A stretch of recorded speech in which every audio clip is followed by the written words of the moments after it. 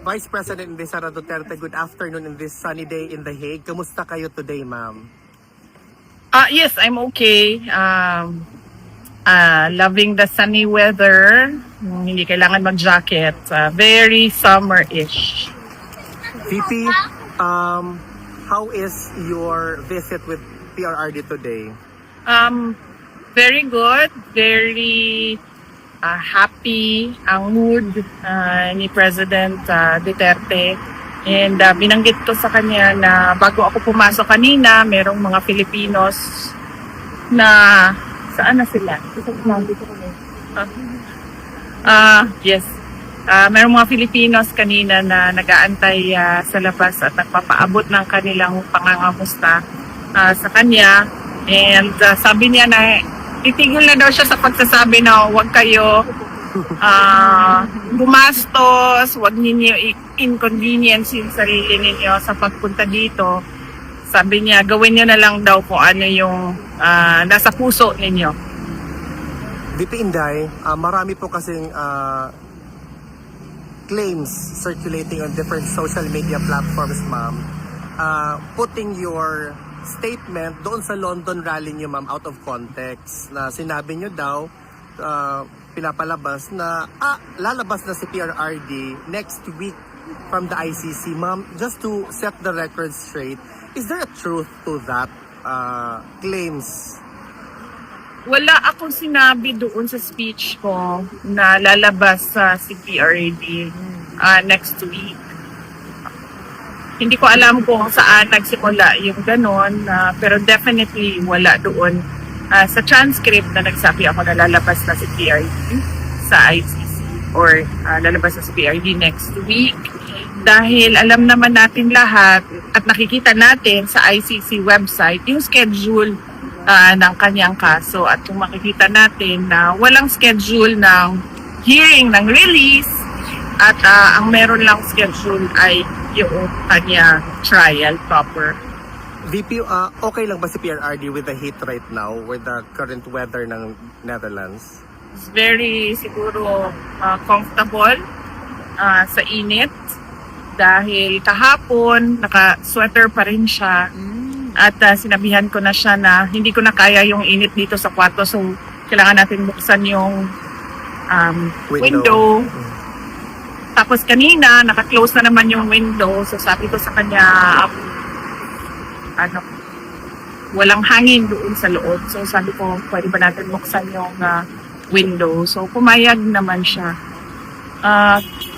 Mas gusto niya ang mainit kaysa sa malamig. Hindi siya makatolerate ng sobrang lamig. Kaya usually nag-aalala tayo kapag autumn and winter months na dahil sobrang lamig talaga. Ma'am, on a different topic, may question po. Ma'am, any talk po about sa Paxilica na balak po itayo sa Pilipinas? Ano na? Paxilica. Yung Paxilica. Paxilica? Hindi, ma'am, Paxilica. Do you know anything about that? Wala ako. I cannot comment on that. Ano pong masasabi niyo, ma'am, sa mga kabataan ngayon na nagiging violent na po sila? Nagiging marahas na po sila to the fact na sa loob po ng school is nakakagawa na sila ng krimen.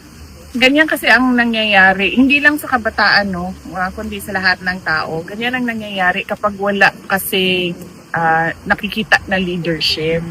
Nagkakanya-kanya yung mga tao. Kung makikita ninyo sa mga empleyado ng gobyerno ngayon, ganun din yung mentality nila. Nagkakanya-kanya sila.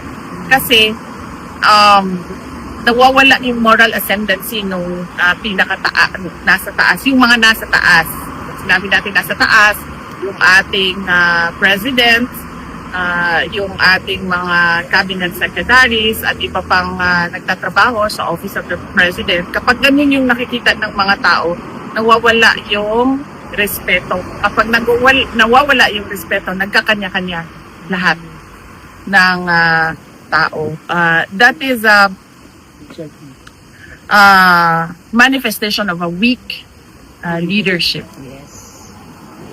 VP Inday, just to close out the interview, do you have a message to the Filipino people?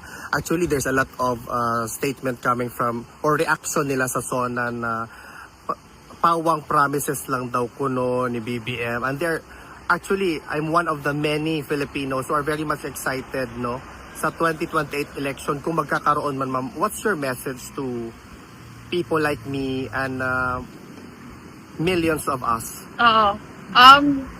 Para na ako silang plaka basta paulit-ulit na masasalamat sa lahat ng ating mga kababayan sa Pilipinas at sa buong mundo. Pero pareho pa din yung aking mensahe. Ang aking mensahe is a message of gratitude sa patuloy na suporta. And I can only pray that God will bless you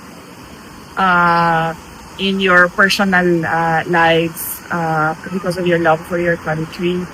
And kanina tinanong pa si President Duterte kung meron pa siyang mensahe para sa inyo dito sa lakas na nasa Duterte Street.